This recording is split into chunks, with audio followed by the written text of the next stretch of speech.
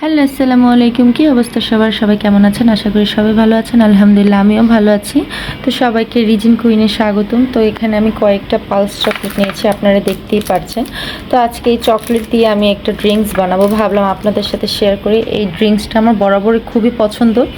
অনেকে আছেন এই গরমে মানে কিছুই ভালো লাগে না, শুধু ঠান্ডা পানি খেতে ইচ্ছে করে। তো এটা দিয়ে আজকে আমি একটা আপনাদের রেসিপি বানিয়ে দেখাবো। তো চলুন দেখে আসা যাক।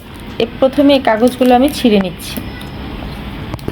দেখতেই পাচ্ছেন আমি চকলেটগুলো খুলে নিয়েছি। এখন এটাকে আমি ব্লেন্ড করে নিব। ব্লেন্ড করার জন্য ব্লেন্ডারের ছোট কাপটা নিয়ে নিলাম। তারপরে এই চকলেটগুলো আমি এখানে দিয়ে দিচ্ছি। এটাকে আমি ব্লেন্ড করে নিচ্ছি।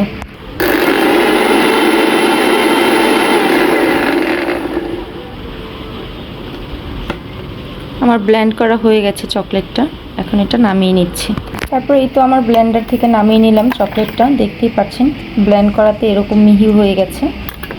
তারপর এটা আমি সাইডে রেখে দিচ্ছি। এই ড্রিঙ্কসটা বানানোর জন্য আমি এখানে একটা গ্লাস নিয়ে নিলাম। এখানে আমি কিছুটা লেবু দিয়ে দিচ্ছি। লেবুটাকে আমি একটু ছোট ছোট করে কেটে নিয়েছি।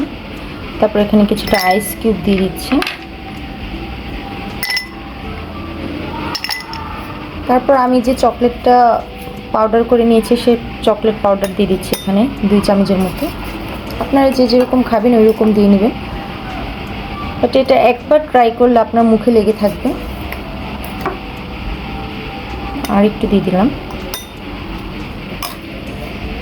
তারপর এটাকে আমি একটু হালকা এভাবে একটু নিচেও দিয়ে দিচ্ছি। লেবুটা দিয়েছি যেন লেবুর গ্রানটা বের হয়। এখানে আমি স্প্রেড নিয়েছি, 1 লিটারের স্প্রেড নিয়ে আসছি। এখানে আমি স্প্রেডটা ঢেলে দিচ্ছি।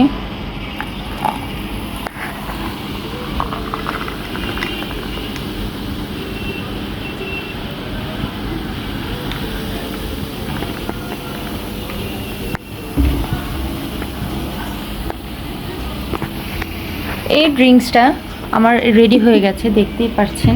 এটার একটা লেবু একটা স্মেল দিবে। তারপর এটার সাথে যে আইস কিউবটা দিয়েছি এটা প্রচুর ঠান্ডা করবে। আপনারা এই গরমে এই ড্রিঙ্কসটা বানিয়ে খেয়ে দেখতে পারেন। আমার কাছে তো বরাবর অনেক ভালো লাগে, আশা করি আপনাদের কাছেও ভালো লাগবে। নিচে যে চকলেটটা জমাট হয়ে আছে সেটা যেন গলে যায়, এর জন্য একটু নাড়া দিয়ে দিচ্ছে। তারপর আপনাদের কাছে কেমন লাগলো অবশ্যই আমাকে কমেন্ট করে জানাবেন। যদি ভালো লেগে থাকে অবশ্যই কমেন্ট করবেন।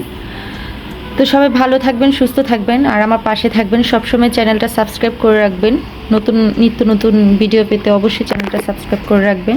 তো আজকের ভিডিও পর্যন্ত সবাই ভালো থাকবেন। আল্লাহ হাফেজ।